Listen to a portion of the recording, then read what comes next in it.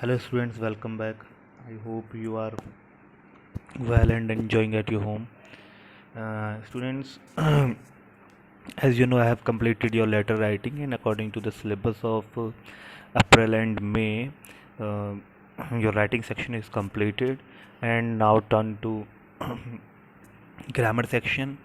So in grammar section in your syllabus, it has been written reported speech and clauses, but I will teach you first tenses, after that reported speech, and I will teach you clauses in the next month.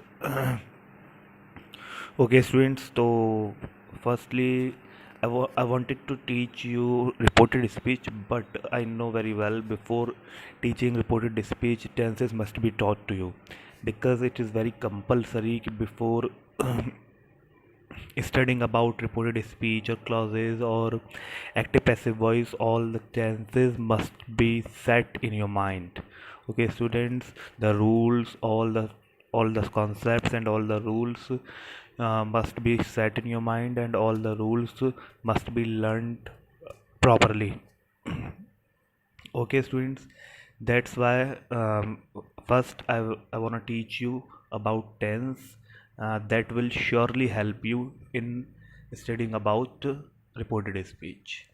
Okay, तो students, as you know this is not the very new topic, आप इसको पढ़ते आ रहे हो, तो थोड़ा सा ये समझ लीजिए कि बस रिवीजन ही है ये एक तरीके से, कोई नया टॉपिक तो नहीं है। तो टेंस बात करेंगे। फर्स्ट ऑफ ऑल टेंस, तो what is tense? A set of forms taken by a verb to indicate the time of the action. देखिए स्टूडेंट्स, जो टेंस है जिसे हम हिंदी में काल कहते हैं, ये set of forms taken by a verb, ये वर्ब के द्वारा लिए गए फॉर्म्स मतलब वर्ब के द्वारा लिए गए रूपों का, ये वर्ब के द्वारा लिए गए फॉर्म्स का एक सेट होता है। ठीक है, एक ग्रुप होता है जो ये इंडिकेट करता है, क्या इंडिकेट करता है? एक्शन के टाइम को बताता है। एक्शन के टाइम को बताता है, इट मीन्स आप टेंस किसे बोलते हैं?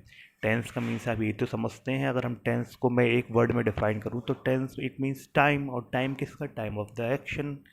जो आप एक्शन कर रहे हो, जो एक्शन है, जो वर्क है, उसका जो टाइम वो रिप्रेजेंट करते हैं हम, वो हमारा टेंस होता है।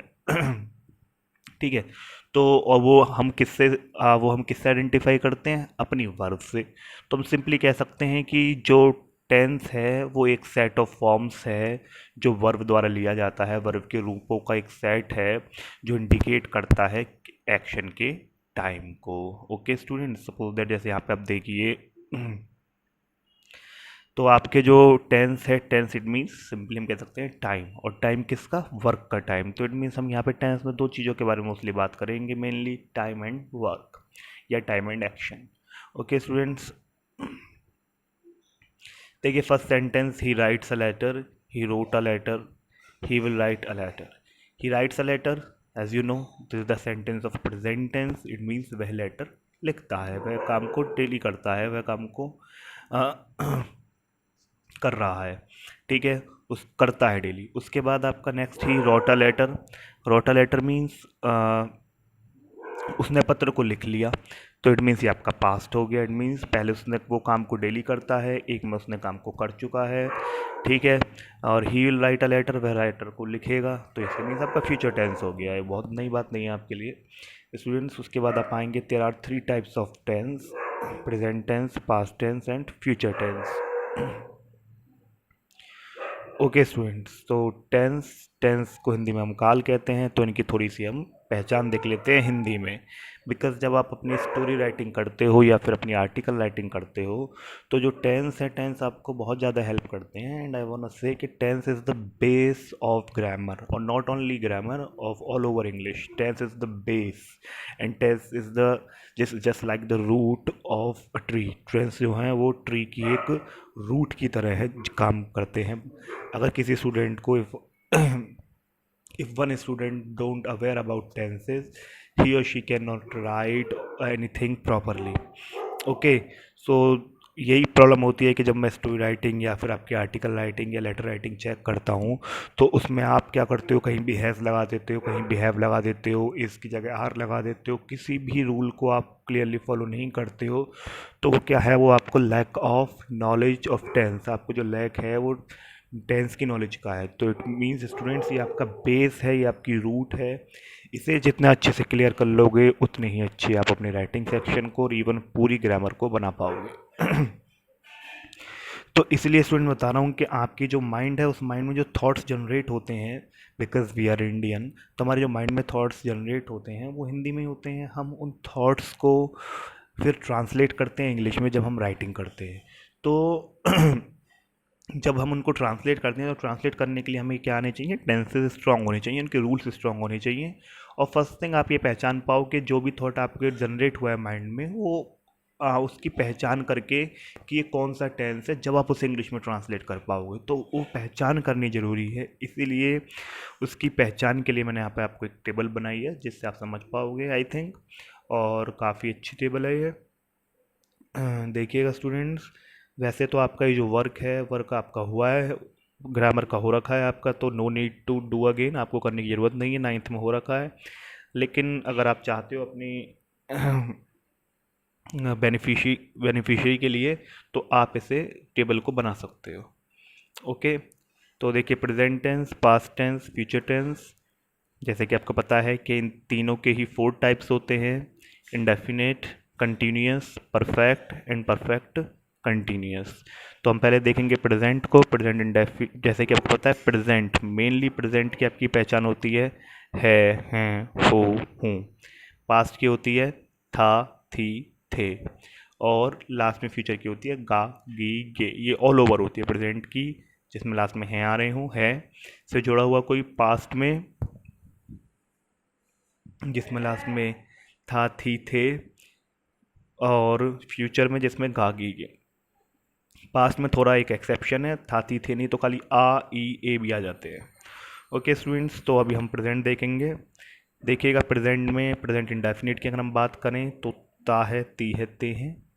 ओके स्टूडेंट्स, कंटिन्यूस की हम बात करें तो जैसे कि आपको पता है कि जो हमारा इंडेफिनिट है, इंडेफिनिट जो होता है वो हमारा इंडेफिनिट में ता है, ती है, ते हैं। और अगर हम प्रेजेंट के इंडेफिनिट की बात करें तो हमारा प्रेजेंट का इंडेफिनिट 3 चीज़ों को शो करता है, 3 फंक्शंस हैं इसके, जैसे कि आपको पता है आपकी डेली रूटीन, जो काम आप डेली करते हो, ठीक है। उसके बाद आपका आपकी हैबिट्स, हैबिट्स आप अपने शो करते हो इससे, कि आप कहते हो कि मैं, मेरी हैबिट है कि मैं 1 घंटे मोबाइल ज़रूर चलाता हूँ, या मैं एक गेम ज़रूर खेलता हूँ, मेरी हैबिट है।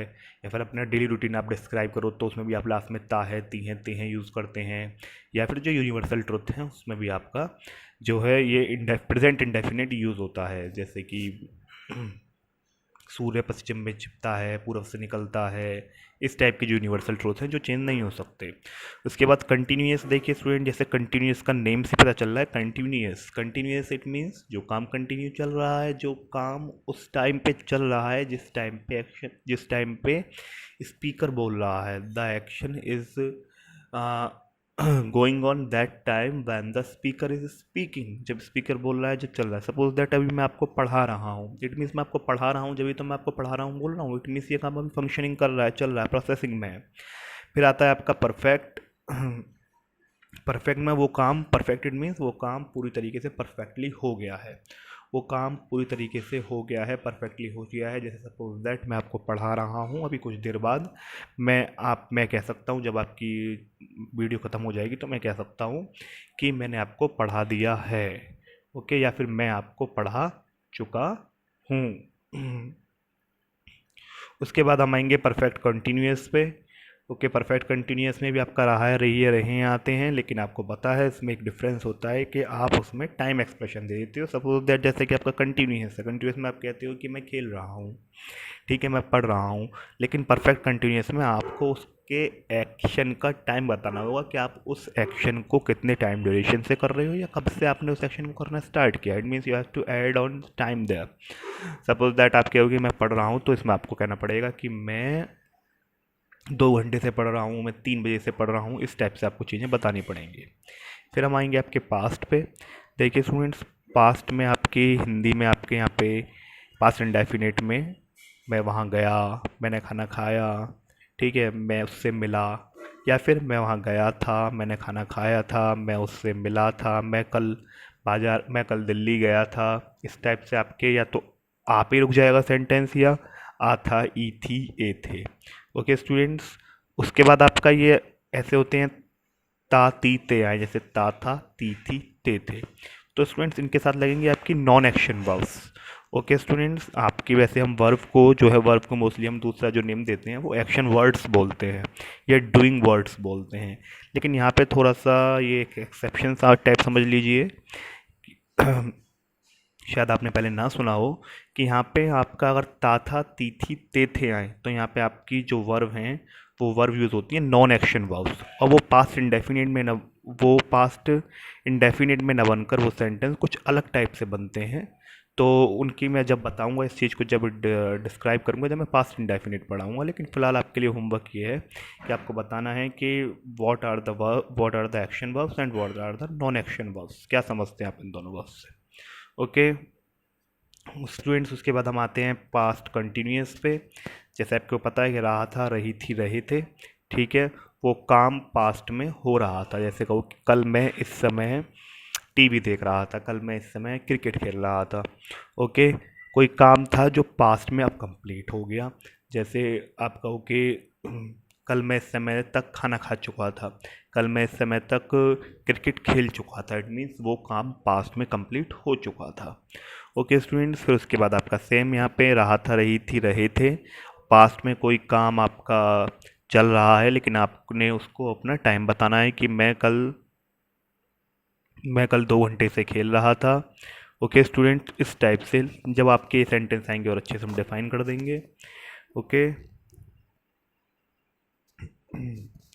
तो इसमें अगर हम आए फ्यूचर में, तो फ्यूचर में आपको पता है गा, गी, गे। इसमें आपके फ्यूचर इंडेफिनिट में गा, गी, गे। और आपके स्टूडेंट्स विल, शैल। वैसे आजकल जो मॉडर्न इंग्लिश है उसमें शैल हट गया है आपकी टेंसेस से। शैल को अब सिर्फ ओनली हम as a modal verb use करते हैं, बट फिर भी मैंने लिख दिया है क्योंकि पहले यूज़ होता था। तो विल, शैल आपको पता है।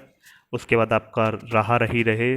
फ्यूचर में हम कहेंगे रहा होगा, रही होगी, रहे होंगे, मतलब फ्यूचर में वो काम इस समय हो रहा होगा। सपोज दैट मैं कहूँ कि मैं कल इस समय आपको पढ़ा रहा हूँगा, मतलब फ्यूचर में वो काम हो रहा होगा, मुझे इस बात की पता है, तो हम उसके लिए कहते हैं। जैसे कहूँ मैं इस समय टीवी देख रहा हूँगा, तो इस टाइप से आपके रहा होगी, रही होगी, रहे होंगे आते हैं।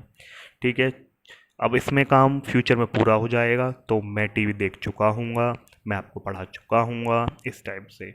और इसमें आपको टाइम बताना होगा, टाइम के साथ आप रहा होगा, रही होगी, रहे होंगे आएगा आपका, जब ये सेंटेंस आएंगे, जब आपको और डीपली डिफाइन कर दिया जाएगा। फिलहाल आपको इस टेबल के थ्रू मैं आपको सारे आपके टेंसेस का जो भी हैं आपको उनकी पहचान बताना चाहता हूँ। ओके स्टूडेंट्स, कि आप हिंदी में कैसे पहचान करो, आपके माइंड में जब थॉट जनरेट हो तो आपको उनको फिर आप जल्दी से उनके रूल्स आपको उनको माइंड में आपके रिमाइंड हो जाने चाहिए, और फिर आप उनको ईजीली उनको ट्रांसलेट कर पाओ। ठीक है स्टूडेंट्स, तो ये आपका टेंस हो गया। तो हमने क्या सीखा? टेंस, इट मीन्स हम अगर हम कहें एक वर्ड में डिफाइन करें तो टेंस एक टाइम होता है। ओके स्टूडेंट्स, ठीक है, और टाइम किसका, जो हम एक्शन करते हैं उसका टाइम जो बताए। ठीक है, आपके 3 टाइप्स के टेंस होते हैं, ये आपकी उनकी पहचान हो गई। ओके स्टूडेंट्स, उसके बाद हम आते हैं आपके टाइप्स ऑफ। सबसे पहले हम लेंगे प्रेजेंट टेंस। तो प्रेजेंट टेंस के टाइप्स पे आते हैं स्टूडेंट्स। तो प्रेजेंट टेंस के जो टाइप्स हैं उसमें फर्स्ट टाइप है हमारा present indefinite and simple present. Students देखिए यहाँ पे मैंने यहाँ पे आपको सिंपल प्रेजेंट और प्रेजेंट इंडेफिनिट में डिफरेंस बताया है। अभी तक क्या है, अभी तक शायद मुझे नहीं लगता शायद किसी एक आध स्टूडेंट को पता हो, इतने सारे स्टूडेंट्स में, लेकिन मिस्टेक आपकी भी नहीं है। अब तक हम सारी बुक्स में जो हम अप टू 8 तक बुक्स पढ़ते आए हैं, या जो भी बुक्स हमने पढ़ेंगे अब तक हम बुक्स में यही देखते हुए आए हैं कंटिन्यूसली, कि हमने बुक्स में अभी तक यही देखा है कि सिंपल प्रेजेंट और प्रेजेंट इंडेफिनिट को साथ लिख देते हैं ऑब्लिक लगाकर या और लगाकर, तो हम समझते हैं कि both are the same things, दोनों सेम ही चीज़ें हैं, बल्कि दोनों में बहुत डिफरेंस है दोनों में, एक ह्यूज डिफरेंस है, काफ़ी बड़ा डिफरेंस है दोनों में। क्या डिफरेंस है देखेंगे स्टूडेंट्स। जैसे कि सिंपल प्रेजेंट जो होता है आपका, सिंपल प्रेजेंट में कभी भी कोई भी एक्शन नहीं होता।